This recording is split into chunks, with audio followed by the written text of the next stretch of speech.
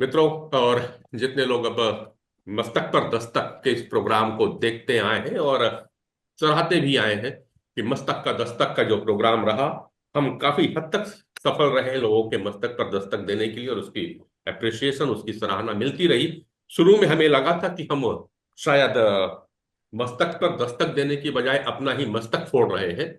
लेकिन जब मुहिम चली, विशेष करके साइबर क्राइम को लेकर के, सुरेश मेनन साहब और सानिया मैडम, तो अभी आप देखें कि साइबर क्राइम के ऊपर में अब नुक्कड़ और बहुत सारे प्रोग्राम होने लगे हैं और लोगों ने पार्टिसिपेट करना चालू किया है।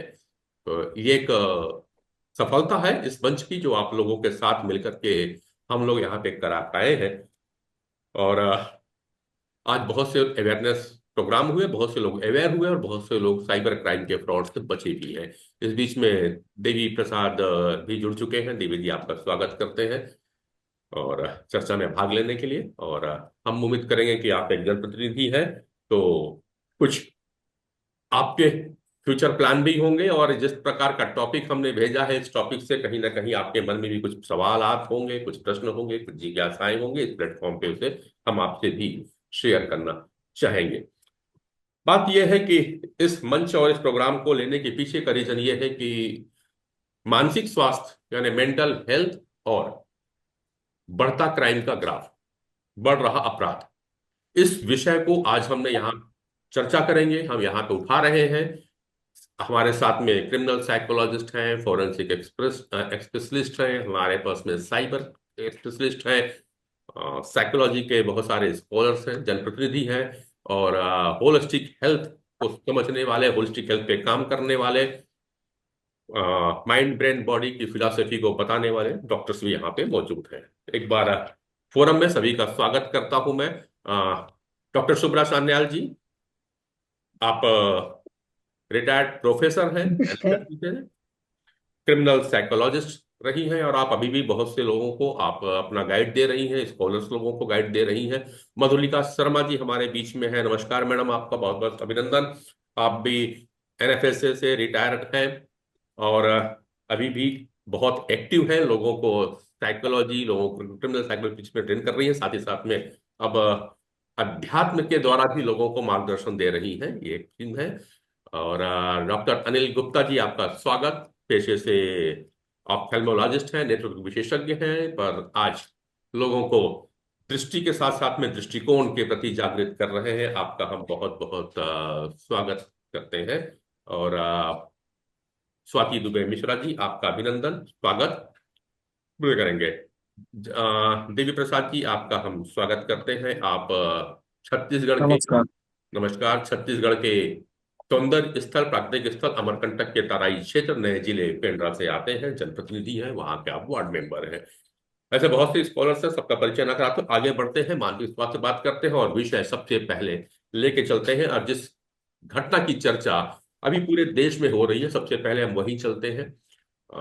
उत्तर प्रदेश का मेरठ शहर, जहां पर की एक पत्नी अपने प्रेमी के साथ मिलकर के पति की हत्या कर देती है, जो पूरे मीडिया में चर्चा छाई हुई है कि कैसे कोई भी इतनी क्रूरता के साथ किसी की हत्या कर सकता है, जिसे अपना जीवन साथी बनाया हो, जीवन के साथ गुजरने की कस्में खाई हो, वादे किया हो, और उसके बाद ऐसी क्रूर हत्या क्यों होती है। इसके पीछे जब गहराई पे गए और मीडिया में बहुत सारी बातें आई, तो समझ में आया कि वे सब लोग कहीं ना कहीं नशे के आदी थे। चर्चा करनी थी मुझे, एसपी साहब आएंगे, हम उनसे चर्चा करेंगे कि क्राइम का क्या प्रमुख कारण ये नशा भी है, और न क्या नशे ही क्राइम की जड़ होते हैं। इस बात को समझें, फिर आएंगे नशा भी क्यों करते हैं, मस्तक पर दस्तक देने के लिए, और बात होगी मानसिक स्वास्थ्य की, इसी विषय को लेकर के। तो शुरुआत करेंगे पहले तो एक साइकोलॉजी के पार्ट से, और क्रिमिनल साइकोलॉजी के पार्ट से समझे कि ऐसा क्या हो जाता है कि लोग हत्या जैसे क्राइम, रेप, इनके पीछे पड़ जाते हैं, ये इन पे धड़ जाते हैं, उनकी ऐसी क्या प्रवृत्ति आ जाती है। इस विषय को पहले उठाएंगे और एक क्रिमिनल साइकोलॉजी समझेंगे, एक क्रिमिनल की साइकोलॉजी को। उसके बाद आएंगे नशे की ओर। डॉक्टर शुभ्रा चांदाल, सबसे पहले मैं आपको ही फोरम में जोड़ूंगा। What I want to focus on is when we talk of mental health, I'll speak in both Hindi and English, but let me start in English. that when we speak of mental health, that is the root, that is the sole base of any individual's behavior. मैं बार बार इस बात को insist कर रही हूँ, आज के परिस्थिति में क्या हो रही है कि हम लोग इतने तेजी से दौड़ रहे हैं, पीछे नहीं देख रहे हैं, आगे दौड़ रहे हैं, कहाँ जा रहे हैं ये ध्यान नहीं है, पीछे कितने लोग छूट जा रहे हैं, विशेष करके बच्चे छूट जा रहे हैं जो जिनकी परवरिश सही से नहीं हो रही है, and as a result we forget that we are progressing. I just, friends, at this age try to wonder, have we really progressed? Have we really called ourselves a modern society? जहां पर एक सिक SIC के सिक atmosphere है, और इस atmosphere में लोग जो है अपने स्वार्थ के पीछे दौड़ रहे हैं. I have no hesitation to say even parents are going after their goals and greed, forgetting the family structure, forgetting the environment, forgetting that they have certain responsibilities towards their own children whom they have given birth. और यहीं से शुरुआत होती है. अब आज जो है क्राइम को हम लोग मेंटल हेल्थ से रिलेट कर रहे हैं. Crime will always be there in any society. पहले भी रही है, आज भी है और रहेगा. किंतु क्राइम की जो संख्या बढ़ रही है, क्राइम के जो पैटर्न्स बढ़ रहे हैं, that is making we people insecure. आज सोसाइटी में हम लोग किसी का फोन आने से पकड़ते नहीं आसानी से, because we feel that is a fraud. If anybody asks for certain help from us, we don't give, because we feel that is a fake. तो ये क्यों हो रहा है? हमारे स्वयं के अंदर आत्मविश्वास खत्म हो गए, हम दूसरों को भी विश्वास नहीं कर पाते हैं. कारण है कि जब हम ये समझते हैं बचपन से कि हमें केवल जो है बड़ा होना है, पढ़ना है, एक जो है स्टेटस पे आना है और आगे बढ़ना है, जितना हो सके पैसा कमाना है, कम वॉट में. That cutting competition that is running in the society today, that we should be the best in the world, is enabling a development, not development rightly speaking, a development in crime, not a development in healthy growth of the society. It is destabilizing the structure of the society. Children are forsaking their elderly parents. At no time you will hear in the newspaper, खोलिए, newspaper खोलने के A to Z आपको crime और crime दिखाई देगा. Nothing good. जहां पे बच्चों ने अपने माँ बाप को मार डाला है या कहीं गृह बुजुर्ग क्या कहते हैं उसका आस्था में डाल दिया है, just because of certain property.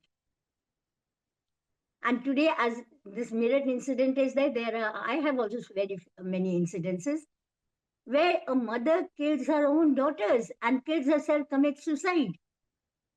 After killing her first husband, killing 2 live-in partners. This case is also very sensational. I am a person who is the first person in India in 1974 started on female criminals. And there were a very small sample of female criminals, very rare. और आज क्या हो रहा है? औरत और मर्द दोनों बराबर क्राइम करते चले जा रहे हैं. And the cause, the focus, if you make, is because of extreme frustration in within themselves. इतना ज्यादा frustration इनके अंदर आ गया है that leads to depression. अगर हमको नहीं मिल रहा है तो हम come what may I take. Muriate का इंसिडेंट में भी जो अगर आप देखें, it's with deep insight, you will find that this woman who has killed her husband in a horrible and horrendous manner may have had certain expectation from the husband. Husband must have not given her that what she requires. As a result, उसने मार दिया. Tolerance limit जो हम लोग एक समय समझते थे कि औरतों के अंदर होना चाहिए, वो अब नहीं है. आज बस इतना है, मैं और मैं. स्वार्थ के आगे हम लोग कुछ नहीं देख रहे हैं. We forsake our children also because we feel that we are here to enjoy our life. Mental health को लेके अगर हम चले और वाकई अगर हम मेंटल हेल्थ को सही तरह से पढ़े, तो that is the base of a healthy personality, जहां पे इंसान समझता है कि मैं कौन हूं, मैं क्या हूं, मैं किसके हूं।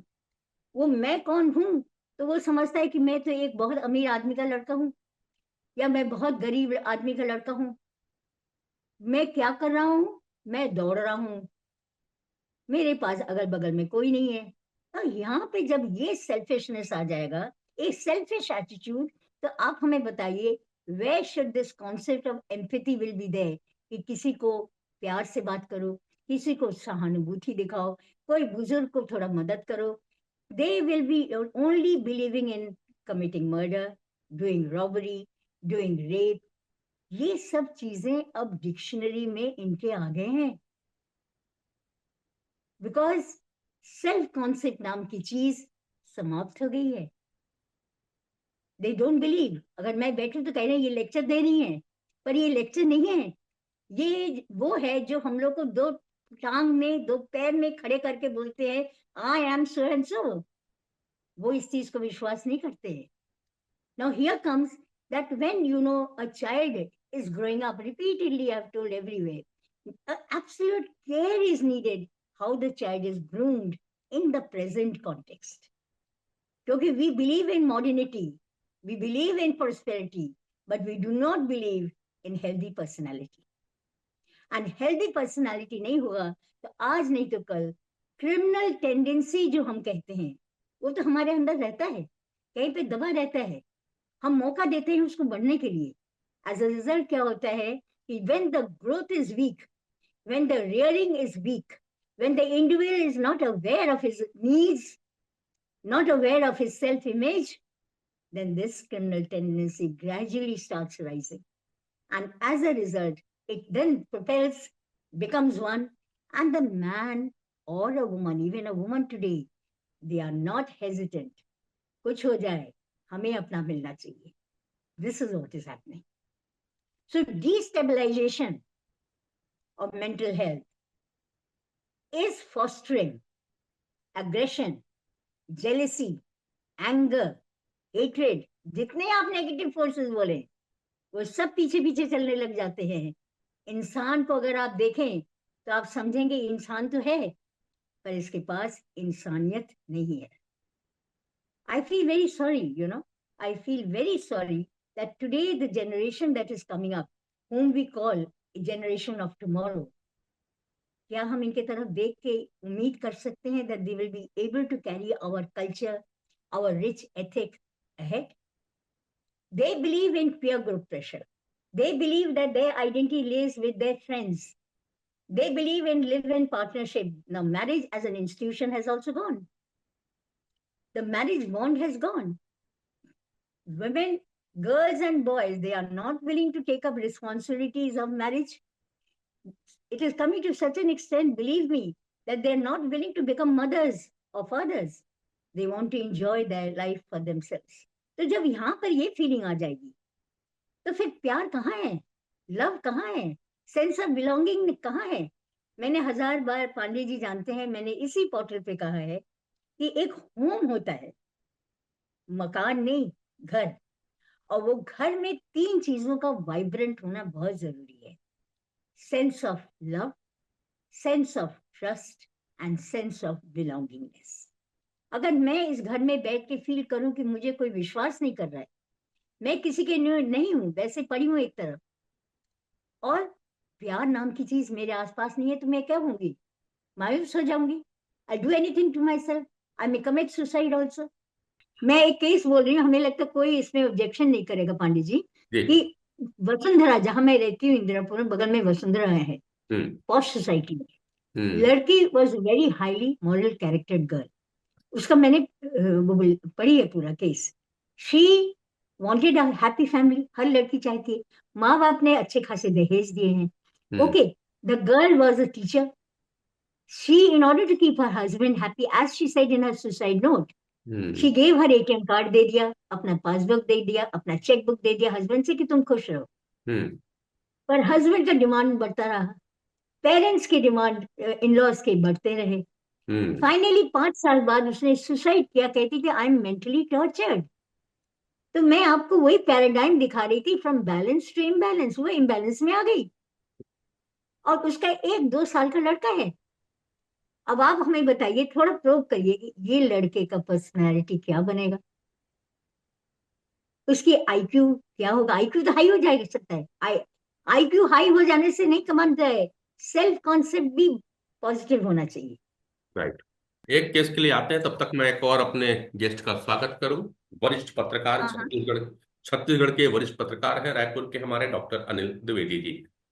अनिल भाई, आपका जी। स्वागत है, अभिनंदन है हमारे प्रोग्राम पर। और अगर आप सुन रहे हैं तो प्रकट हो जाएं, वीडियो ऑन करेंगे। जी नमस्कार। मैं आप सभी को बहुत बहुत नमस्कार। आप वरिष्ठ पत्रकार हैं, चिंतक भी हैं, लेखनी से आप छत्तीसगढ़ में बहुत से लोगों को प्रभावित रखा हुआ है, और इन सब मुद्दों पे आप बात भी करते रहते हैं। ये जो हम्म। जिस तरह से अपराध बढ़ रहे हैं, उस अपराध को आप मुख्य वजहों से क्या मानते हैं? देखिए नरेंद्र जी, अभी बेसिकली ये तो जो डॉक्टर हैं और जो मेंटल हेल्थ पे काम करते हैं, बेसिकली ये उनका विषय है। हम लोग मीडिया स्टडीज में काम करने वाले लोग हैं। लेकिन 20-25 साल की पत्रकारिता में मैंने जितने प्रकरण देखे हैं, और अभी खासकर कोरोना के बाद जो केस सामने आए हैं, बहुत ही भयावह दृश्य है, बहुत ही चिंतनीय है। और समझ में नहीं आ रहा है कि इसका इलाज कहाँ पर है। मुझे अभी एक केस मेरठ का याद आ रहा है, जिसमें एक पत्नी ने अपने बॉयफ्रेंड के साथ मिलकर अच्छे खासे परिवार को बर्बाद कर दिया। एक दिन रात को पहले सब डिस्को डांस कर रहे हैं, पार्टी कर रहे हैं, और दूसरे दिन अपने पति को बॉयफ्रेंड के साथ मिलकर उसका मर्डर कर देती है। अभी मैं एक कानपुर का केस बता रहा हूँ। एक आई सर्जन डॉक्टर ने अपने परिवार के 4 लोगों को जहर देकर मार दिया और खुद भी सुसाइड कर लिया। तो ऐसे तमाम केस हैं। और ये केस सिर्फ उम्र तक सीमित नहीं है कि चलो कोई डॉक्टर ने कर लिया या किसी बहुत बड़े उद्योगपति ने कर लिया। कोरोना के बाद से इस तरह के प्रकरण ज्यादा बढ़े हैं। और निश्चित तौर पर जिस तरह से बिजनेस डाउन हुआ है, उसके चलते भी सुसाइड हो रहे हैं, उद्योगपति कर रहे हैं, व्यवसायी कर रहे हैं, छोटे छोटे व्यापारी सुसाइड कर रहे हैं। दरअसल इन सब के पीछे मुझे लगता है कि 3 प्रमुख चीजें हैं। जी। एक तो इस आईटी तकनीक ने, मोबाइल ने और व्हाट्सएप की दुनिया ने हम सबको अकेला करके रख दिया है। और मोबाइल ही ज्यादा हम लोगों के साथ हो गया है। पर्सनली हम जाके फैमिली के साथ मिलना नहीं चाहते हैं। आगे बढ़ने की प्रवृत्ति हम लोगों में इतनी ज्यादा है कि एक दूसरे को अगर लॉस हो रहा है तो बता नहीं रहे हैं, अगर कहीं समस्या हो रही है तो प्रकट नहीं कर रहे हैं। बड़े जो माता पिता घर में होते हैं, बुजुर्ग होते हैं, दादा दादी होते हैं, उनसे हम बातों को शेयर नहीं करना चाहते।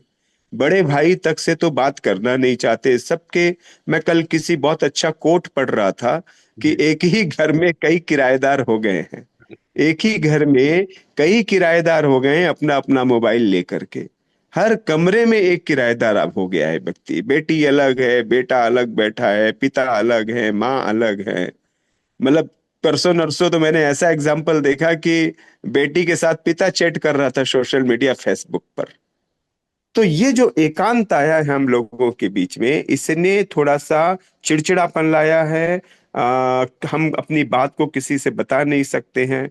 उनका मानसिक संतुलन क्या है, मानसिक बीमारी किस तरह की हो रही है, उसको हम ठीक नहीं करना चाहते। नशे की लत अलग पड़ गई है। बच्चे पैसे को लेकर के नशा कर रहे हैं, कहाँ किस तरह से काम कर रहे हैं। फिर अपनी आपाधापी की व्यस्तता में हम बच्चों पर ध्यान नहीं दे पा रहे हैं। अब सोचिए कि, और सिर्फ भारत में नहीं है, अभी अमेरिका में हमने देखा था कि एक स्कूल का बच्चा स्टेन गन लेकर के अपनी ही क्लास में गया और उसने सबको उड़ा डाला, करीबन 10-12 लोगों को मार डाला था एक स्टेन गन के। ये जो गेम्स आ रहे हैं मोबाइल पर, उन मोबाइल के चलते बच्चे जो अपनी दुनिया तक सीमित हो गए। पॉर्न आ रहे हैं यूट्यूब में, आप देखिए, आप देख नहीं सकते हैं। मैं अपने परिवार के बच्चों को नहीं बता सकता हूँ कि यूट्यूब में क्या देख रहे हैं। हम लॉक नहीं कर सकते हैं। वो पॉर्न देख रहे हैं, वो सुसाइड करने के तरीके देख रहे हैं। और अभी और भी बहुत सी समस्याएं हैं। मैं तो अभी कहूंगा कि इतना ज्यादा हो सकता है कुछ लोग मेरे से यहाँ पर सहमत न हों, अभी पुरुष और पत्नी, पत्नी और पति के बीच के कितने केस सामने आ रहे हैं। पति किस तरह से मेंटली डिस्टर्ब हो रहे हैं। और मैं उसके लिए निश्चित तौर पर सिर्फ पत्नी को जिम्मेदार नहीं ठहराना चाहता हूँ। एक पुरुष यदि साहसी है, एक पुरुष यदि जीवन के साथ आगे बढ़ना चाहता है, तो उसे अपनी पत्नी का साथ देना चाहिए, सुसाइड करने की बजाय, या सोशल आकर के आना चाहिए, या कहीं जाकर के अपनी मेंटल उसको चिकित्सा लेनी चाहिए। लेकिन फिर भी पति पत्नी के बीच के जो केस आ रहे हैं, ये बड़े चिंताजनक है। और ये केस क्यों आ रहे हैं? ये केस इसलिए आ रहे हैं कि जो भारतीय संस्कृति है उसमें पति पत्नी को साथ चलने के लिए कहा गया है, जबकि जो पश्चिमी कल्चर है वहां अधिकार मांग करके, कर्तव्य मांग करके अधिक से अधिक आगे बढ़ने की होड़ है। वहां का जो फेमिनिज्म है वह साथ चल करके नहीं चलना चाहता है, वह अधिक से अधिक अधिकार चाहता है, चाहे वो पति हो चाहे पत्नी हो। तो हमारा जो कल्चर है, हमारे जो संस्कार हैं, हमारी जो पीढ़ियां हैं, उनके साथ हम सामंजस्य नहीं बैठा पा रहे हैं, हम उसे हासिल नहीं कर पा रहे हैं। इसलिए चीजें हो रही हैं, इसलिए इस तरह की घटनाएं हो रही हैं। और निश्चित तौर पर इसके लिए रास्ते बहुत हैं। सिर्फ सुसाइड करना तो रास्ता नहीं होता है कि आपने पत्नी को अकेला छोड़ दिया, बच्चों को अकेला छोड़ दिया और आपने सुसाइड कर लिया। बातचीत हो सकता है, संवाद हो सकता है, बड़े बुजुर्गों का हस्तक्षेप हो सकता है। मेरा मानना है कि मीडिया और कोर्ट ऐसे मामलों में सबसे अंतिम विकल्प होता है, लेकिन सबसे पहले आदमी इसी को यूज करता है। अरे भाई, परिवार है तो संवाद करिए, बातचीत करिए, थोड़ा एक दूसरे को झुक जाइए, थोड़ा सा। लेकिन करेगा कौन? घरों के वृद्धों के हाल ये हैं, वरिष्ठ जनों के हाल ये हैं कि अगर वो पूछ लेते हैं कि आप रात को 12 बजे कहाँ थे, तो आप गुस्सा हो जाते हैं उनके ऊपर। आप उनकी मॉनिटरिंग नहीं कर सकते हैं, वो उस पर गुस्सा हो जाते हैं। तो संस्कार के मामलों में इस तरह के खामियां हम सामने देख रहे हैं, समाज के सामने ये सब दृश्य आ रहे हैं। तो जिस तरह मानसिक स्वास्थ्य लोगों का बिगड़ रहा है, उसके चलते अपराध हो रहे हैं, और उसके में हर उम्र के लोग उसमें शामिल हैं। अब चिंता वही है कि इसको दूर कैसे किया जाए। अभी हमारे यहाँ एक नई संस्कृति शुरू, मोबाइल उपवास शुरू हुआ है। ये मोबाइल उपवास क्यों करना पड़ा? इसलिए क्योंकि आप कुछ समय निकाल करके दोस्तों के साथ बैठिए, उनके घर जाइए, उनके परिवार के बीच बैठिए।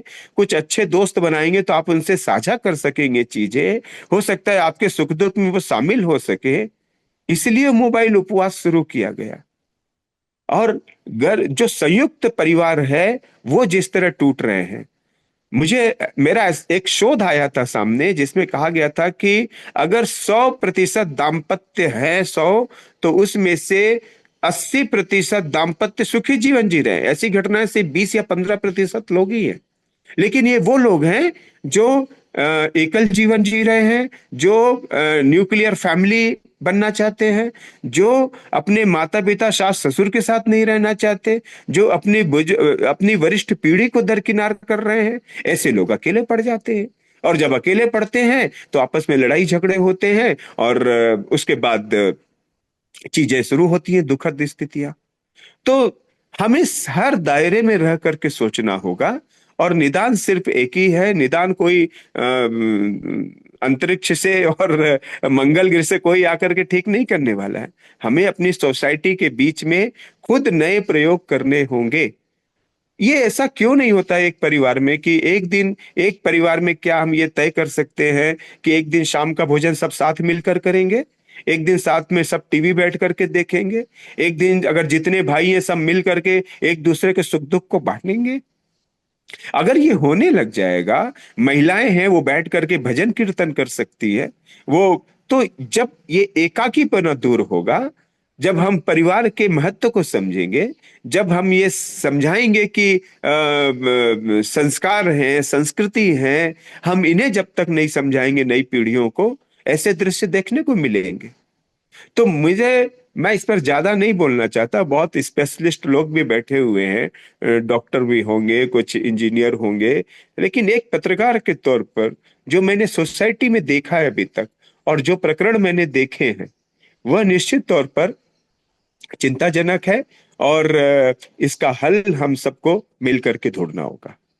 बिल्कुल, धन्यवाद डॉक्टर अनिल द्विवेदी जी, आप वरिष्ठ पत्रकार छत्तीसगढ़ के। तो वो जो विषय अनिल द्विवेदी जी ने उठाया, वो विषय भी बड़ा सोचने का रहा। मैं भी एक देखा था कि एक ही कैफे पे दो कपल बैठे हुए थे, और शायद वो डेटिंग पे आए हुए थे, लेकिन उनके हाथ में मोबाइल था, और घंटों वो बैठे रहे। उसमें से मुश्किल तक कुछ पल ही उन्होंने बात की होगी, बाकी समय तो अपने मोबाइल पे लगे हुए थे। जमाना तो अब ये भी आ चुका है, और ऐसे में निश्चित रूप से आ, लोगों का मन कहीं ना कहीं तो भटकेगा ही।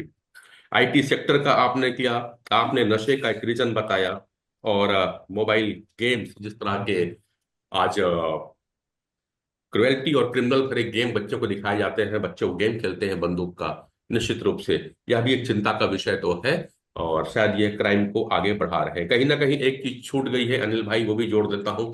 हमारे जो मॉडल्स होते हैं, जो हमारे हीरोज हैं, जिन्हें हम आइडियल मान करके फॉलो करते हैं, कहीं ना कहीं उनका जो बिहेवियर है वो भी नशे को प्रोत्साहित कर रहा है।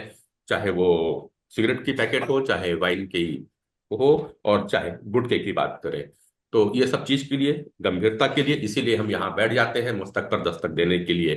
डॉक्टर अनिल जी से हम बात करेंगे थोड़ा सा एक पहलू और सुन लो। मैं देवी प्रसाद जी हैं, और देवी जी जनप्रतिनिधि हैं, युवा भी हैं। तो थोड़ा सा देवी जी हम आपसे जानेंगे आपके विचार, और दूरस्थ अंचल से भी आते हैं, ट्राइबल क्षेत्र से आते हैं। क्राइम उस क्षेत्र में भी होता है, गांव में भी होता है। शहर की तो बातें जी, बहुत सारी हो रही हैं, गांव में जिस तरह से क्राइम का दर गांव में भी बढ़ रहा है। देवी जी, बहुत बहुत आपके विचार, जी। आपके विचार सुनना चाहूंगा, फिर मैं चलूंगा विशेषज्ञों के पास। जी। जी, बहुत बहुत प्रणाम और शुभकामनाएं कि आज मतलब आज मैं इस प्लेटफॉर्म में आप सभी के बीच प्रत्यक्ष रूप से उपस्थित हूं, और मेरे लिए बहुत ही सौभाग्य का विषय है। और अभी जो विषय है अपना अभी इस कार्यक्रम का, मानसिक स्वास्थ्य और बढ़ते कदम, बढ़ते अपराध। तो ये हमारे समाज में, और विशेषकर मैं जिस क्षेत्र से आता हूं, यहाँ अपराध की कई श्रेणियां हैं। यहाँ अपराध मतलब ऐसे ऐसे अपराध हो जाते हैं जिसको सोचना भी मतलब बहुत मुश्किल होता है कि इस कदर लोग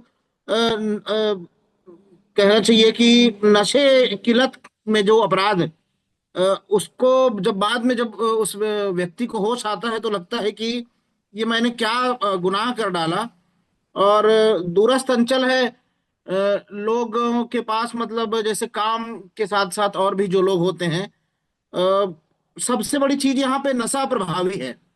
और सबसे ज्यादा आदिवासी संस्कृति में तो यहाँ तक कि कहते हैं कि यहाँ हमारे यहाँ हमारा प्रचलन है, नशे के बिना हमारा कोई शुभ कार्य पूरा नहीं होता, अंतिम संस्कार पूरा नहीं होता। और इन सब प्रचलनों की आड़ में नशा को इतना बढ़ावा दिया जाता है, जो बहुत ही गंभीर और चिंतनीय विषय है हमारे क्षेत्र में। और अभी एक चीज बात अभी डॉक्टर साहब अनिल सर बताए, जैसे कि लोग एकांत को छोड़ चुके हैं, मतलब एकांत तो होते जा रहे हैं, मतलब मोबाइल में घुस जाते हैं, जंगलों में चले जाते हैं, काम से दूर हटना है। लोग मतलब कहना चाहिए कामचोर किस्म के जो लोग हो जाते हैं, और वही सब अपराध की श्रेणी में हमारे इस क्षेत्र में बहुत अपराध देखने को मिलते हैं। और कहीं ना कहीं मेरा तो विचार ये है कि हम सभी को मिलकर एकांत को छोड़कर आध्यात्म को अपनाना पड़ेगा। आध्यात्म एक ऐसा विषय हो सकता है हर किसी में, मतलब हर समाज में, हर धर्म में अपना अपना अध्यात्म को अगर अपने जीवन में, दिनचर्या में अगर बहुत अच्छे से जगह दी जाए, तो हमारा जो जीवन है, जीवन शैली है, और हमारा अच्छा जीवन हो सकता है। बिल्कुल देवी जी, आपने, हम तो ये सोच रहे थे कि शहर का एक इशू समझा, और आपसे भी समझा कि गांव में क्या है। गांव में भी आप कह रहे हैं कि जी। आज के समय पे एकाकीपन आ चुका है, लोगों में नशे की लत, हाँ हाँ। लोगों में नशे हाँ हाँ। की लत बढ़ती चली जा रही है, और नशा जो है एक अलग प्रकार के क्राइम को जगह दे रहा है। क्राइम भी आज के बाद दो से तीन प्रकार के क्राइम हो चुके हैं। क्राइम के अलग अलग पहलुओं को हम समझेंगे इसी तरह इसी प्लेटफॉर्म पे। आने वाले अन्य सप्ताहों में हर शनिवार 4 बजे हम इस विषय को लेकर के बैठेंगे, मस्तक पर दस्तक देने के लिए आते रहेंगे। फिलहाल सेशन को आगे बढ़ाते हुए मैं थोड़ा सा और समझे कि क्राइम या नशा करने के पीछे का कारण क्या होता है। आप जब अध्यात्म की बात कर रहे हैं, जब तक हम अपने आप को नहीं समझ पाएंगे, जैसा कि डॉक्टर शुभ्रा शान्याल ने कहा कि हर बार वो प्लेटफॉर्म में कहती हैं कि हु एम आई, मैं कौन हूं, और अध्यात्म की शुरुआत भी इसी बात से लेकर के होती है। डॉक्टर शुभ्रा शान्याल ने यह भी कह दिया कि लोग आज इंसान तो बनते हैं लेकिन इंसानियत रही नहीं, शायद इसीलिए नहीं है क्योंकि लोग हाँ। मैं को समझ नहीं पा रहे हैं। तो डॉक्टर अनिल गुप्ता जी को मैं यहाँ पे बुलाना चाहूंगा। आप मन, शरीर, बुद्धि, इन सब की बातें करते हैं, तो डॉक्टर और होलिस्टिक हेल्थ कंसल्टेंट के रूप से इस समय आप इन जो सब देख रहे हैं, तो mind, brain, body, soul, subconscious mind, unconscious mind, conscious mind, इन सारी की बातें बड़े प्रैक्टिकल समझाते हैं। तो एक डॉक्टर होने के नाते डॉक्टर अनिल गुप्ता जी सबसे पहले ये समझे, जितनी बातें इस प्लेटफॉर्म में हुई, start from doctor Shubhra Sanyal madam sorry, जिन्होंने कह दिया कि आज की डेट में कंपटीशन बहुत बढ़ गया है जिसकी वजह से लोगों में फ्रस्ट्रेशन आ रहा है। उन्होंने कहा कि यही एक रीजन है डिप्रेशन का। लोग इनटॉलरेंस होते चले जा रहे हैं, टॉलरेंस का लेवल घटता चला जा रहा है लोगों का। लाइफ को लोगों ने केवल एक ही फंडा माना है कि हम लाइफ को एंजॉय कर ले। अब प्रश्न तो यहां भी आता है कि ये एंजॉयमेंट, खुशी और आनंद क्या एक ही है कि अनंत हो जाते हैं? लोग किस प्रकार के एंजॉयमेंट को खोज रहे हैं कि एंजॉय के पास पहुंच करके भी नशे की आदी हो जाते हैं और नशे को ही एंजॉय समझने लगे हैं। इन्होंने कहा कि लोग शायद अपने सेल्फ अवेयरनेस लोगों में नहीं है, शायद इसीलिए रिस्पॉन्सिबिलिटी भी वो लेना नहीं चाहते हैं। चिंता इन्होंने भी की और हमारे डॉक्टर अनिल द्विवेदी जी ने भी कहा है, और देवी भाई ने भी कह दिया कि जिस तरह के मोबाइल का एडिक्शन बढ़ता जा रहा है लोगों के पास, और जितना मोबाइल से लोग फ्रेंडली होते चले जा रहे हैं, शायद वह भी एक कारण लोगों के फ्रस्ट्रेशन और डिप्रेशन का है, जो मानसिक हेल्थ को बिगाड़ती है। और उसमें परोसे जा रहे कंटेंट, मोबाइल में जो कंटेंट आ रहे हैं, शायद कहीं ना कहीं वे लोगों को क्राइम की ओर ले जाते हैं। मेरे को देवी भाई की बातों से भी यही समझ में आ रहा था। तो डॉक्टर अनिल जी, अब आपके पास। नमस्कार पांडे जी। नमस्कार आप सभी को। बहुत अच्छी शुरुआत की है पांडे जी आपने एक बार फिर से, क्योंकि आज के समय में मस्तक पर दस्तक देना और ज्यादा जरूरी हो गया है। क्योंकि जो भी लाइफ में परेशानियां बढ़ रही हैं, परेशानियां एक लेवल पर नहीं, अलग अलग लेवल पर, चाहे बीमारियां, चाहे परेशानियां, चाहे स्ट्रेस, चाहे वो क्राइम, चाहे वो और सारी समस्याएं, उन सारी समस्याओं के समाधान के लिए हम अलग अलग रास्ते खोज रहे हैं। कोई ज्योतिष के पास जा रहा है, कोई वास्तु के पास जा रहा है, कोई बाबाओं के पास जा रहा है, कोई डॉक्टरों के चक्कर काट रहा है, कोई स्पीकर्स के पास जा रहा है, कोचिज के पास जा रहा है। तो ऐसे में चीजें कहीं से भी बिगड़ी हों, ठीक कहां से होंगी? अपने मस्तक पर दस्तक से। तो वापस मस्तक पर दस्तक देने की जरूरत है। और मैं आपको बहुत बहुत बधाई देता हूं, शुभकामनाएं भी देता हूं कि आपने फिर से इस प्रोग्राम को शुरुआत किया। आप धन्यवाद के पात्र हैं। शुभ्रा मैडम, आपने फिर से एक बार ज्वाइन किया, बहुत बहुत धन्यवाद। आप सभी का धन्यवाद कि आपने फिर से इस चीज को जीवंत कर दिया, क्योंकि ये चीजें जरूरी हैं और आज के समय में बहुत ज्यादा जरूरी है। तो पांडे जी, मैंने आप लोग को बहुत ध्यान से सुना, मैडम को सुना, डॉक्टर अनिल द्विवेदी जी को सुना, देवी प्रसाद जी को सुना। बहुत अच्छी अच्छी बातें हो रही हैं, समस्याओं का बहुत एक सचित्र यहाँ पे दर्शन हो रहा है। और मैं तो कहूं कि जितनी समस्याएं यहाँ बताई गई हैं उससे भी और ज्यादा जो हम यहाँ पे डिस्कशन करें तो शायद अगले 10-15 एपिसोड तो केवल समस्याओं के डिस्कशन में ही निकल जाएंगे। लेकिन मेरा सोचना एक बिल्कुल डिफरेंट लेवल पर है। अगर मैं एक साइकोलॉजिस्ट के पॉइंट ऑफ व्यू से सोचूं, क्योंकि मैंने एनएलपी को पढ़ा, साइकोलॉजी को पढ़ा, तो ये सारी समस्याएं मन से हो रही हैं। मन जो हमारा एक पागल बंदर बन चुका है, अशांत है, परेशान है, हैरान है, त्रस्त है, पस्त है। क्यों? क्योंकि आज वो इतना ओवर ऑक्युपाइड है, चाहे वो रील्स की बात करें, चाहे सोशल मीडिया की बात करें, और वो ऐसे ऐसे ऐसे ऐसे विचलित हो रहा है, शांत नहीं, स्थिर नहीं, ठहराव नहीं। और ये अशांत माइंड स्ट्रेस्ड है, डिप्रेस्ड है, और उस स्ट्रेस से बाहर आने के लिए गलत रास्ते, नशा, उसका सहारा ले रहा है। और नशे से हमारी जो कॉन्शियसनेस है और नीचे गिर जा रही है, और नशे में हम ऐसे ऐसे क्राइम कर दे रहे हैं जिसको सुनकर भी जब नशे से वापस बाहर आते हैं तो खुद को डर लगने लगता है, ये हो क्या रहा है सोसाइटी में। तो समस्याओं की जड़ पे जाना होगा अगर हमें समस्याओं के समाधान तक पहुंचना है तो। एक साइकोलॉजी के लेवल पे कहें तो ये सारी समस्याएं मन के लेवल पर हैं, लेकिन केवल साइकोलॉजी के लेवल पर समझने से समस्याओं का समाधान नहीं निकाला जा सकता। जैसा देवी भाई ने कहा, इन्हें स्पिरिचुअल लेवल पे भी समझना होगा। भगवान श्री कृष्ण ने गीता के पहले ही अध्याय में कहा है, wrong thinking is the root cause of all problem of your life. गलत सोच, गलत नॉलेज ही सारी समस्याओं की जड़ है। पतंजलि योग सूत्र कहते हैं अविद्या, लैक ऑफ ट्रू नॉलेज। अब आप कहेंगे Pandey ji lack of true knowledge, knowledge तो इतनी भरमार पड़ी है यूट्यूब पे और फेसबुक पे, सोशल मीडिया पे, कौन ऐसा है जिसको नॉलेज नहीं है? ट्रू नॉलेज, सही नॉलेज जो आज मिल नहीं रही है। ओपिनियन, ऑप्शंस भरमार में है, ओवरलोडेड है, लेकिन ये क्लैरिटी नहीं ला रहे हैं, कंफ्यूजन लेकर आ रहे हैं। पैशन और पर्पस की बजाय लोग पैसे के पीछे भाग रहे हैं, कंफ्यूजन में गलत डिसीजंस ले रहे हैं, स्ट्रेस में, नशे में जाकर क्राइम हो जा रहे हैं, मोरालिटी और एथिक्स गायब हो रहे हैं। तो ऐसे में वापस हमें वैदिक विज्ञान को चूज करना होगा।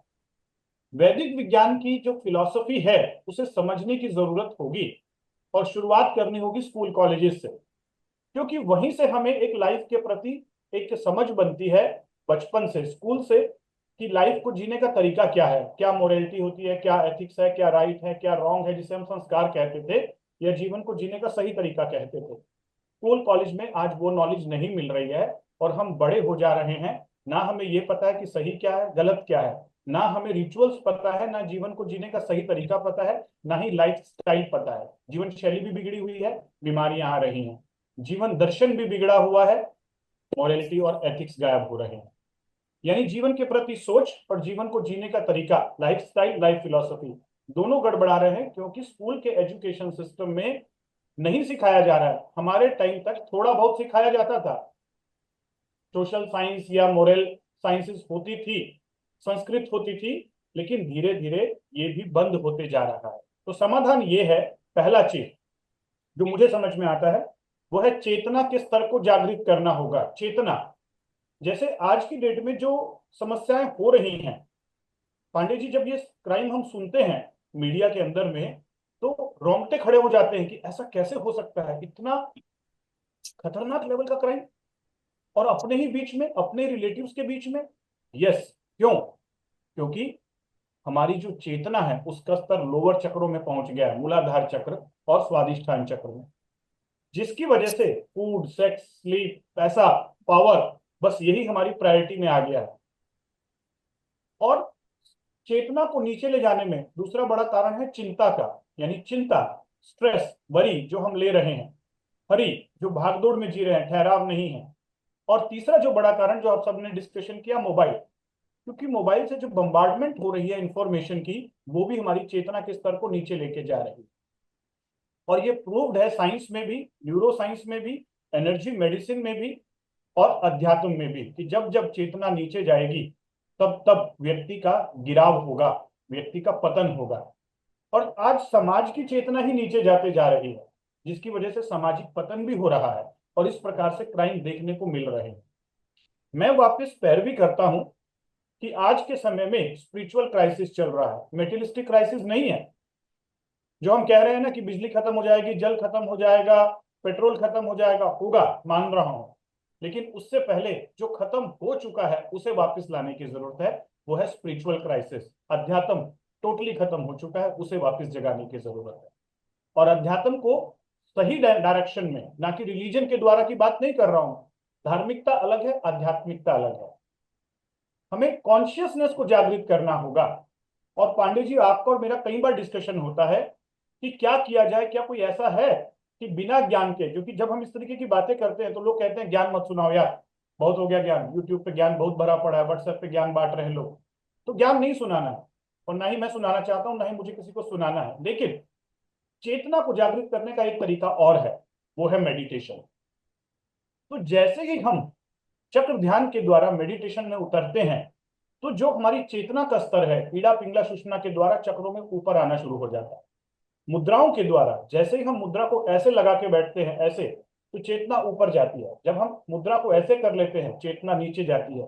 चेतना एक चीज है, कॉन्शियसनेस, जिसे पूरा न्यूरो साइंस अभी तक ढूंढ रहा है। यानी हमारे अंदर माइंड, ब्रेन, बॉडी, सोल, उसके भी आगे एक चीज और है, चेतना। जिसको पता है कि आज वो सोल के बारे में सोच रहा है तो सोल के लेवल की चेतना है। कभी कभी हमारी चेतना बॉडी के लेवल की हो जाती है। कभी कभी हमारी चेतना का स्तर इतना गिर जाता है, हम खुद फील करते हैं कि हम बहुत लालची हो जाते हैं। और कभी कभी हमारी चेतना का स्तर सोल के लेवल पे आ जाता है तो हम आध्यात्मिक फील करते हैं। तो ये जो चेतना है ये ऐसा विषय है जिसे आज की डेट में मॉडर्न साइंस क्वांटम फिजिक्स की मदद से समझ रहा है और न्यूरो साइंस इसके ऊपर रिसर्च कर रहे हैं।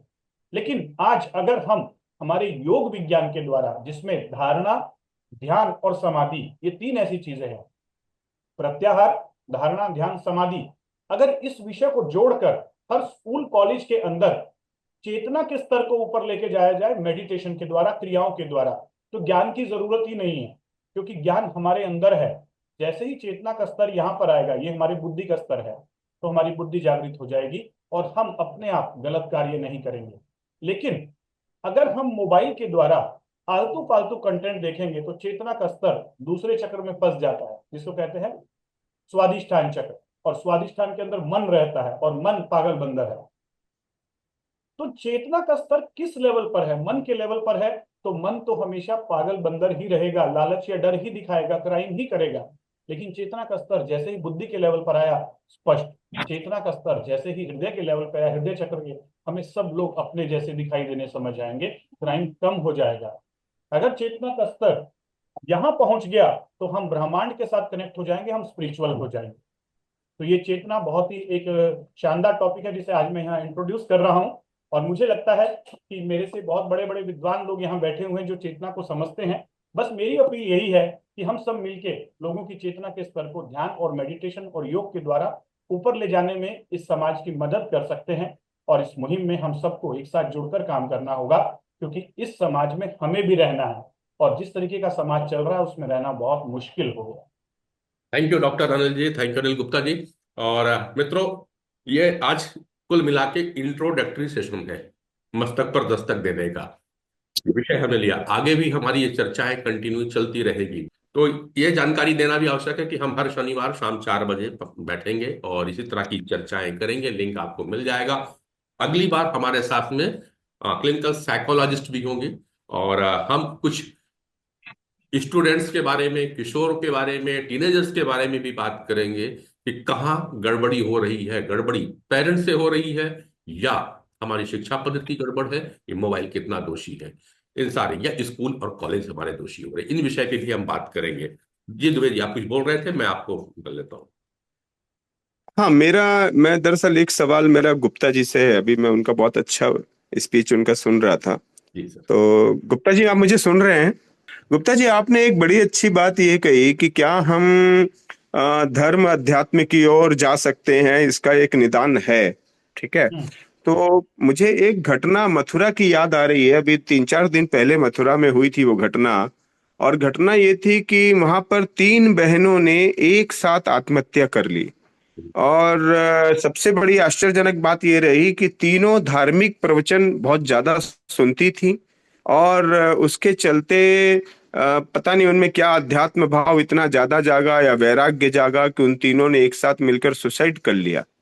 अब इस पे मेरा सवाल ये है कि अगर इस तरह की घटनाएं हो रही हैं तो क्या ज्यादा धार्मिक होना भी अवसाद का लक्षण है, या स्केपिज्म जिसको बोलते हैं, क्या स्केपिज्म है ये ज्यादा आध्यात्मिक होना?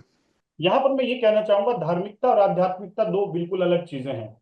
धार्मिकता वो होती है जिसमें हम दूसरों के द्वारा बताई गई चीजों के द्वारा भगवान को पाने की खोज में निकल जाते हैं। और उसमें जब गलत लोग भी हमें मिल जाते हैं तो हमें गलत, अध्यात्म का रास्ता है, धर्म का रास्ता, गलत रास्ते पे चल पड़ते हैं, या कंफ्यूजन हो जाती है। और फिर या तो हम वैराग्य की ओर चल देते हैं या फिर इस प्रकार की चीजें भी हो जाती है। आध्यात्मिकता एक सही डायरेक्शन सिखाती है। हमारा वैदिक विज्ञान आध्यात्मिकता की ओर लेके चलता है, जिसमें सेल्फ डिस्कवरी है, सेल्फ एक्सप्लोरेशन है, जिसके अंदर भगवान को किसी रूप में नहीं दिखाया गया है। चिदानंद रूपा शिवोहम शिवोहम, जिसके अंदर बताया गया कि आप एक चेतना है, वो चेतना शिव का रूप है और वो निराकार है। और वहां पर आप आडंबरों से ऊपर उठकर, पूजा पाठ से ऊपर उठकर, कर्म कांडों से ऊपर उठकर केवल और केवल ध्यान के द्वारा वार्तालाप करते हैं भगवान के साथ, टू वे कॉन्वर्सेशन।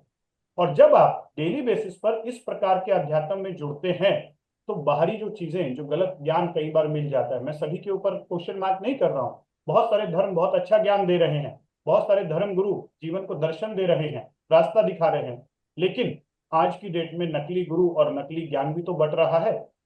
और ऐसे में जहां नकली गुरु, नकली ज्ञान, फिर वो धार्मिकता, वो धर्म भी नकली हो गया, क्योंकि एक्चुअल सही धर्म वही है जो अध्यात्म की ओर लेके जाए, जो भगवान की ओर लेके जाए।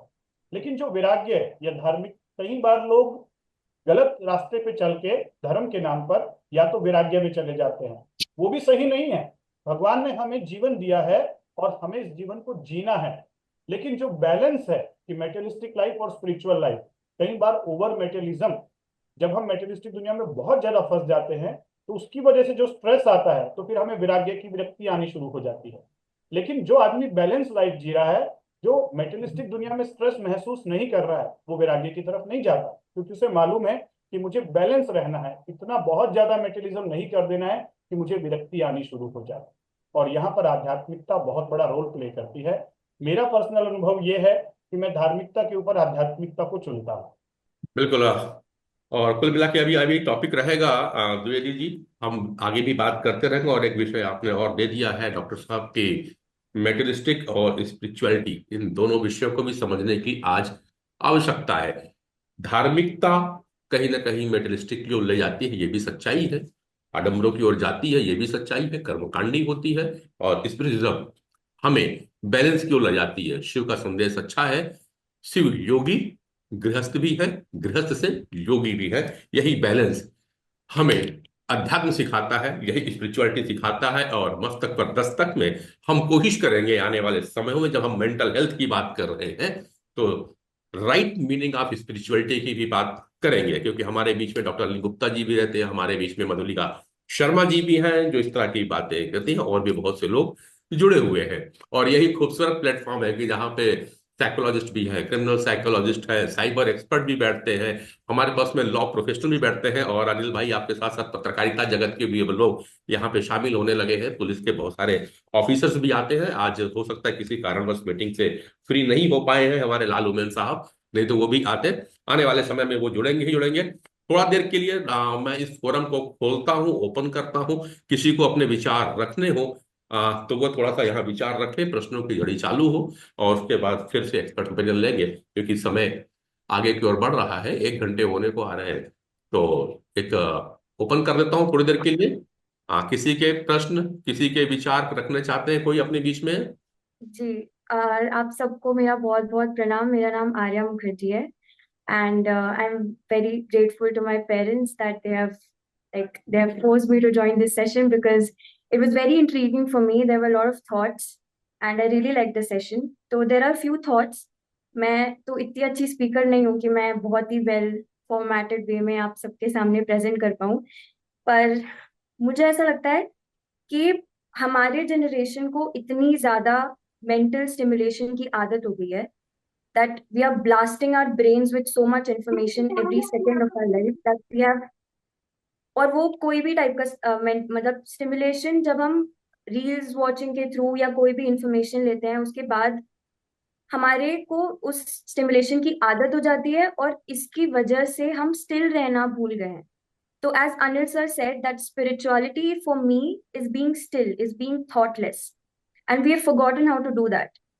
And so that balance is very necessary to lead uh, a, a life for this generation at least. And Shubhra ma'am, I really liked your discussion which you put forward. And there are a few thoughts which I had in my mind.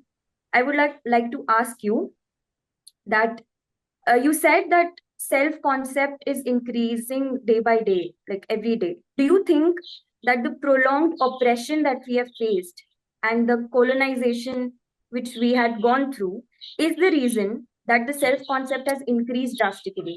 कि मतलब हम इतना ज्यादा oppressed थे कि now we want to live a more freedomful life.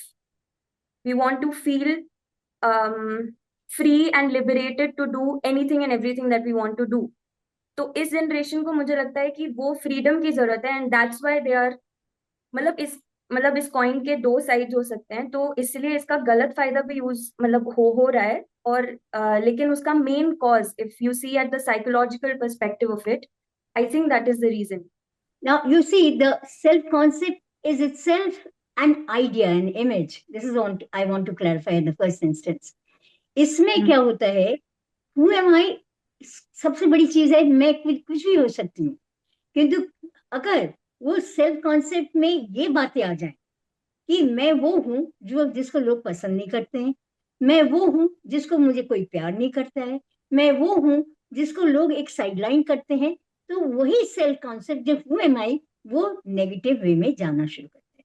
मैं अभी बैठ के जब सुन रही थी पांडे जी, अनिल जी को और सबको, मैं एक पैराडाइम बना रही थी बैठ के, और वो पैराडाइम था बैलेंस, मीडियल जिसे कहते हैं प्रोबेबिलिटी कर्व के, एंड इम्बैलेंस।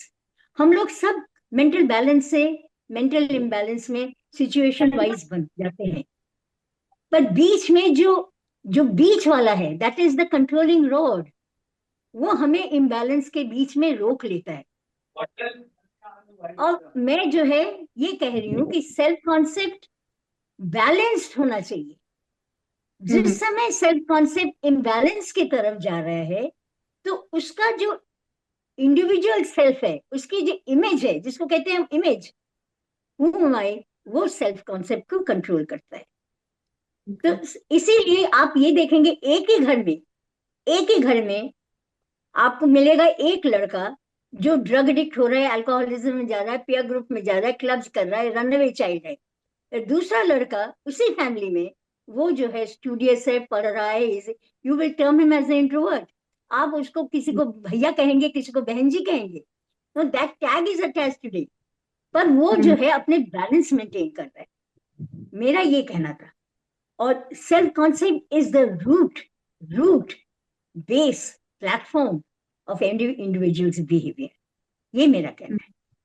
अच्छा, और मैं जो है यहीं पे मैं ज्यादा नहीं लूंगी, मैंने आपको बताया, मैं ये कह रही थी ये सेल्फ कॉन्सेप्ट, जैसे अनिल जी बोल रहे हैं, द्विवेदी जी बोल रहे हैं, एक दिमाग में कॉन्क्रिटाइज हो रहा है मेरी आइडिया कि हम लोग ये सेल्फ कॉन्सेप्ट को बनाने के लिए किसको टच करें। आज जानते हो क्या हो रहा है, एक सोशल ट्रांसिशन हो रहा है। We are moving away from our Indian culture to the westernised culture.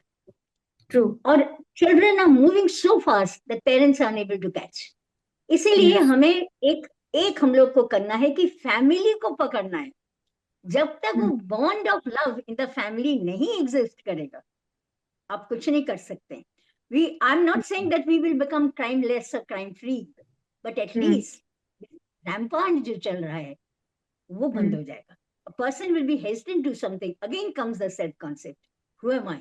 मैं इस परिवार का बिलोंग करता हूँ, अगर मैं ये काम करूंगा तो ये परिवार को चोट पहुंचेगी। डॉक्टर कमलेश तिवारी जी। जी, मैं doctor Kamlesh Tiwari, bureau of psychology से रिटायर्ड हूँ। मैं प्रोफेशनल काउंसलर इलाहाबाद यूपी में हूँ। मैं इस पर एक चीज कहना चाहता हूँ। अब मेरे पास कम से कम कई लाख बच्चे आए जिनका मैंने देखा, फैमिली वाले भी आए, उनसे भी मैं संपर्क रहा। जो आपकी टॉपिक थी इसमें आया था, मैं आज पहली बार जोड़ रहा हूँ। उस टॉपिक को देख करके मैंने समझ में आया कि कोई व्यक्ति ऐसा है जिसके अंदर इस चीज की अवेयरनेस है कि मेंटल हेल्थ पर हम कुछ चर्चा कर सके, क्योंकि इस समय फिजिकल हेल्थ के विषय में सब लोग बात करते हैं। किसी से गलती से भी मेंटल हेल्थ के विषय में कहिए बात, वो तैयार नहीं होगा। जबकि टोटल पॉपुलेशन में बहुत ज्यादा, मैडम ये भी बता रही थी, अभी बच्चा भी बता रहा था, कि लोग सेटिस्फाइड नहीं है, विल पावर भी नहीं है, कुछ भी दिक्कत है, जैसे एडिक्शन है, ये कहाँ से आता है? कोई बच्चा क्यों ऐसा करता है? अपने लाइन को तोड़ करके अदर्स लाइंस में क्यों जाता है? हमें ये ज्ञान ही नहीं है, ये लोगों को अवेयरनेस नहीं है कि मैं कैसे मालूम हो कि कौन व्यक्ति मानसिक रूप से स्वस्थ है, कौन अस्वस्थ है। बॉर्डर लाइन खींच देता है, इस पार भी उस पार भी। इतना होने से जुकाम एक छोटा सा होता है, जुकाम जो हल्ला मचा देता है पूरा घर में, मोहल्ले में, हर जगह, भाई जुकाम हुआ, ऐसा कर लीजिए। भावनाओं का जुकाम होता है, उसके विषय में कोई नहीं चर्चा करता है। जो एडिक्शंस की बात में, भावनाओं के जुकाम से जब प्रेरित होता है आदमी, अपने को खड़ा करना चाहता है, रुकना चाहता है, सेटिस्फाइड होना चाहता है, उसको ऐसे लोग समाज में मिल जाते हैं जिसको उस गति की तरफ ले जाते हैं। इसी तरह से यूथ जो है, कोई बच्चा इस समय, जब मैं बीएचयू में पढ़ता था साइकेट्री डिपार्टमेंट में, मैं पीएचडी साइकेट्री में, तो रेयर परिवार तैयार होता था पहले तो ट्रीटमेंट, अब तो ट्रीटमेंट के लिए तैयार होने लगे लोग। लेकिन कोई ये नहीं मानता था कि मेरा बच्चा 99% पाया है ये मेंटल रूप से कैसे अस्वस्थ, क्योंकि वो ये मान सकता है कि 90 किलो, 60 किलो, 50 किलो का आदमी फीवर से त्रस्त हो सकता है, लेकिन मेरा बच्चा खाना खाता है, हमसे बात करता है, या तमाम चीजें करता है, जबकि एक बहुत बड़ी लंबी रेखा है मानसिक स्वास्थ्य की, उसके विषय में वो गार्जियन न सुनने चाहते हैं न तैयार होना चाहते हैं। क्योंकि अभी भी हम पश्चात सभ्यता की तरफ बढ़ रहे हैं, और अभी भी हम भूत प्रेत झाड़ फूक की तरफ ज्यादा जा रहे हैं, न कि रियलिटी की तरफ जा रहे हैं। इस स्रोत से आपने जो किया है, अगर इसके माध्यम से जो समाज में एक चीज फैले कि आदमी की बना स्थिति देखा जाए, फिर इसके रिस्पांस को देखा जाए, तो ज्यादा अच्छा रहेगा। साइकोपैथ पर्सनालिटी के तमाम लोग, बच्चे, यूथ साइकोपैथ पर्सनालिटी से पीड़ित है, और तमाम घटना घट रही है, कर रहे हैं। स्कूटर से जा रहे हैं, हल्का सा हवा लग गया किसी को, वही खड़ा होकर मारपीट करने लगते हैं। क्यों? हमारे पास अभी 3-4 लोग, फैमिली ऐसी आई है जिसका ट्रीटमेंट मैं कर रहा हूँ, 10 साल, 5 साल, 3 साल लाइफ से रह रहे हैं। अब जो है इंस्टा बेटर सिस्टम में फंस करके और लोग बर्बाद हो रहे हैं। ऐसा क्या हो गया? जो हमारे एक रेखा थी, उन्हें कहा ना, बॉर्डर लाइन जो खींच दीजिए, रेखा खींच दीजिए। कैसे माने कि सामान्य ऊपर और नीचे है? हम कैसे कह सकते हैं कि मानसिक रूप से स्वस्थ व्यक्ति है? कौन ऐसी रेखा करेगा? इसके लिए अवेयरनेस पैदा करना जरूरी है, जो मैं समझ रहा हूं आपके माध्यम से, ज्यादा इस योजना के माध्यम से यूथ को हम ट्रेन कर सकते हैं, और कर सकते हैं, बढ़ा सकते हैं। एग्जाम आता है, हम एग्जाम नहीं देंगे? सब बच्चे नहीं, कहीं भी आप एक कोई भी स्कूल का रिकॉर्ड मांग लीजिए, किसी भी स्कूल का, इंजीनियरिंग, मेडिकल, कहीं भी का, हाई स्कूल, इंटर, अगर आपके पास 50 बच्चे हैं, अंत तक अगर 50 बच्चे सर्टिफिकेट नहीं लिए, पास नहीं हुए, क्या ऐसा कारण था? कभी कोई देखा है कि वो बच्चा स्कूल ड्रॉप आउट क्यों हुआ, या वो बच्चा बीटेक क्यों छोड़ा, वो बच्चा मेडिकल क्यों छोड़ा? क्यों सही सलामत बच्चा एडमिशन लिया, ड्रग की तरफ चला गया? क्यों सही सलामत बच्चा हो गया, पैराडाइड हो गया? को हाँ। लेकर के केवल एक हमारे पास ललक है नंबर की। हमको लगता है कि मेरा टाइम जो है खत्म हो रहा है। अगर कोई कुछ क्वेश्चंस पूछेगा तो मैं अपनी आगे बात बढ़ा सकता हूँ। धन्यवाद, आपने मुझे टाइम दिया, बिल्कुल। इसके लिए बहुत डॉक्टर बहुत कमलेश जी, आपका बहुत बहुत धन्यवाद, और आपने बहुत अच्छा पॉइंट भी रेज कर दिया और एक टॉपिक भी दे दिया है। मानसिक मानसिक जुकाम। मानसिक जुकाम एक, मानसिक स्वास्थ्य। है ना, कि लोगों को हाँ, भावनाओं का जुकाम, है, मानसिक भावनाओं का जुकाम। भावनाओं का जुकाम, हाँ, भावनाओं का, भावना जो जुकाम, हाँ, फिजिकल भावनाओं जुकाम का होता जुकाम। है, मेंटल जुकाम होता है। बिल्कुल, लोग फिजिकल जुकाम होता है बदआदत जो से, सिर्फ छींकते हैं। बिल्कुल, ये लगता है बताइए आवाज कि हमारी आज सही नहीं हो पा आज रही है। अक्सर लोग ये मानने को तैयार नहीं होते हैं कि जो व्यक्ति फिजिकली फिट है, जो सही खा रहा हाँ, हो, आराम से चल रहा हो, टहल हाँ, रहा हो, क्या वो मानसिक रूप से अस्वस्थ या मानसिक रूप से बीमार हो सकता है? क्या इसे कोई मेंटल डिसीज हो सकती है? इसे मानने को पहले यस, तो समाज के लोग तैयार नहीं होते हैं। तो कोई ना कोई हाँ, पैरामीटर तो होना चाहिए। आपने बहुत अच्छी चीज कही, यस, और चर्चा रहेंगे। और जी, विषय भी रखेंगे। आपने क्वेश्चन भी जो रेज कर दी वो भी लेंगे कि बच्चे आखिर ड्रॉप आउट क्यों हो जाते हैं, चाहे स्कूल की बात हो चाहे कॉलेज में। ऐसा क्या होता है कि अच्छा बच्चा भी जाकर के फिर नशे का आदी हो जाता है। इन सारे पहलुओं को हमें समझना होगा, तभी हमारी बात हो जाएगी मेंटल हेल्थ की। तो सेशन को क्लोज करने का समय आ चुका है। तो मैं डॉक्टर मधुलिका शर्मा जी को आज के समापन के लिए बोलता हूँ। आज के विषय पर रखें, फिर हम अगले विषय की बात करेंगे। Doctor Madhulika Sharma ji. Again I am very happy कि बहुत अच्छा शुरुआत फिर करी गई है। और मतलब मुझे भी बड़ा अच्छा लग रहा है कि मैं ऑल एवरी सैटरडे आप लोगों के साथ जुड़ूंगी। और आज की भी बड़ी अच्छी वो मिली, क्योंकि नए स्पीकर्स को मैंने अभी सुना। मैडम को तो से आशीर्वाद मिलता ही रहता है उनके उससे, लेकिन जो नए एक दो जने जैसे ऐड हुए हैं, ये डॉक्टर त्रिवेदी हैं जो, कमलेश कमलेश और एक तिवारी जी। द्विवेदी साहब जुड़े थे। तो मतलब उनका भी जो ध्यान वाला जो उन्होंने अपनी वो किया, वेरिएशन इन ध्यान क्यों होता है लोगों के, क्यों डाइवर्ट हो जाते हैं वो लोग, तो वो टॉपिक बहुत बहुत अच्छा है। और डॉक्टर अनिल को तो मैंने अच्छा लगा मुझे सुन के